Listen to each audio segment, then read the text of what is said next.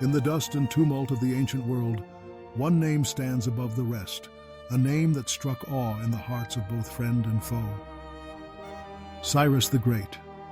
He was the founder of the mighty Achaemenid Empire, the empire that would rise from the rugged plains of Persia and sweep across the known world like a storm. His conquests and compassion changed the course of civilization forever, forging a legacy that would echo through the ages. But Cyrus was not born into greatness. In the harsh, windswept lands of Media and Persia, survival demanded strength, cunning, and vision. As a boy, legends say he was marked for glory, surviving plots against his life and displaying a wisdom beyond his years.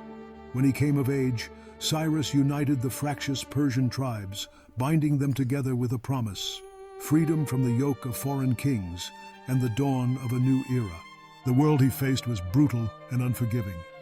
The Lydian Empire ruled over Persia with an iron fist. Their armies feared for their cruelty and discipline. But Cyrus was no ordinary rebel. He forged his warriors into a fighting force that would become the terror of the ancient world: hardy horsemen and relentless infantry, bound by loyalty to their leader and driven by a vision of conquest. The first great test came against the Medes. The two armies met on a sun-baked plain, dust swirling around tens of thousands of armored men. As battle was joined, Cyrus rode among his warriors, his presence igniting their spirits. The clash was savage. Spears shattered, swords flashed, and the cries of the dying echoed across the field. But Cyrus unleashed a secret weapon: tactical genius.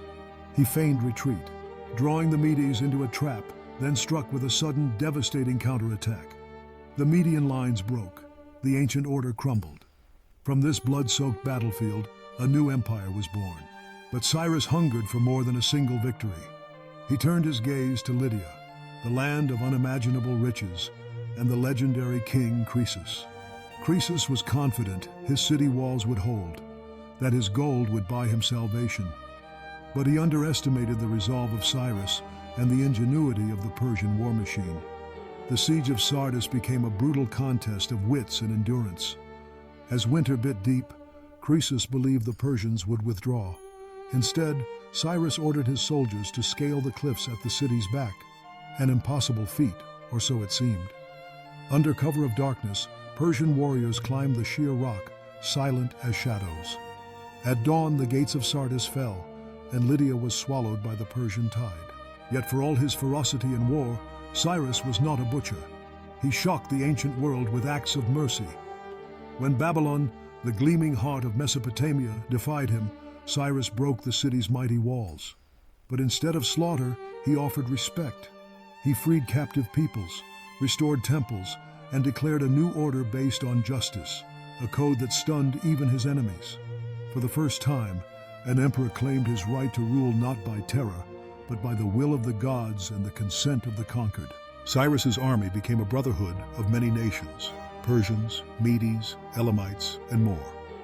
Each man trained for war from youth, learning to ride, to shoot, to fight in the chaos of hand-to-hand battle.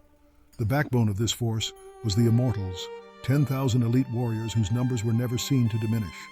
Clad in scale armor, wielding spears and wicker shields, they advanced in flawless formation, implacable, unbreakable, and feared across continents.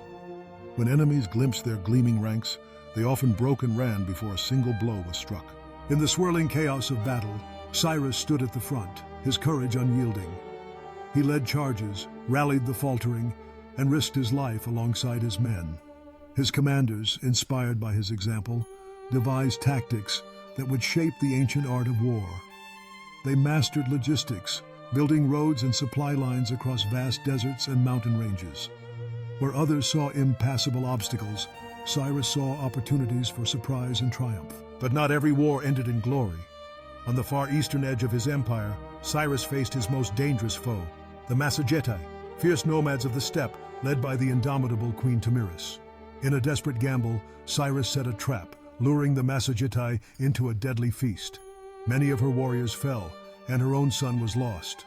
But Tamiris, burning with vengeance, gathered her forces for a final, cataclysmic confrontation. The battle was a nightmare of blood and steel. The steppe ran red as Persian and Massagetae clashed in savage combat. Even the immortals struggled against the wild fury of their enemy. In the heat of battle, Cyrus himself was struck down. His body was lost amidst the carnage, his fate uncertain, a mystery that haunts historians to this day. Some say Tomyris took his head in revenge. Others claim his men recovered him and laid him to rest in a tomb fit for a king. The truth is as shrouded in legend as the man himself. Yet even in death, Cyrus's legacy endured. The empire he built stretched from the Aegean Sea to the Indus River, an empire of many peoples and faiths, bound together by laws and by the memory of a conqueror who dared to dream of something greater than mere domination. His example inspired kings and emperors for centuries to come.